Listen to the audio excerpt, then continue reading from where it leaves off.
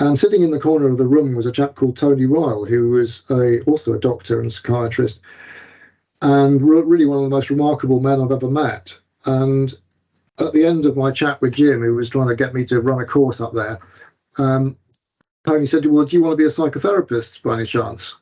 And I said, don't mind. And so he said, okay, go back to Clouds, get them to give you Mondays off, come up to London.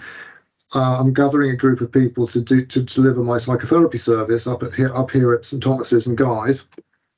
And I'll give you supervision and training, and we meet every week, and you'll get some patients, and you can learn this new model of therapy. And that was tremendously useful to me for a lot of reasons. The most interesting probably is that cognitive analytic therapy, or CAT, is one of the very few psychotherapies that takes the political situation of people into account. That it's very interested in the socio-political factors that bear on people's well-being and prosperity.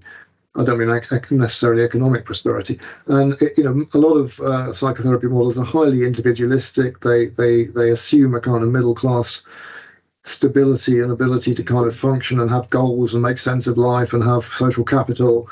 And we were working in Lambeth where people just didn't have that and were not used to being offered psychotherapy. So it was really just a great experience. But it was all about my feeling that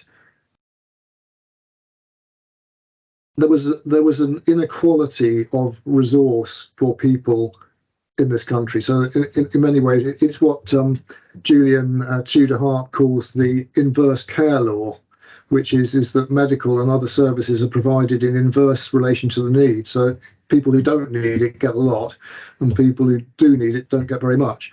By the way, Julian Tudor-Hart was another huge influence on me, and a really interesting Welsh GP who'd been basically part of Cochrane's drive to look at general practice in Wales and really research it, what was going on, and have patients become participants in research.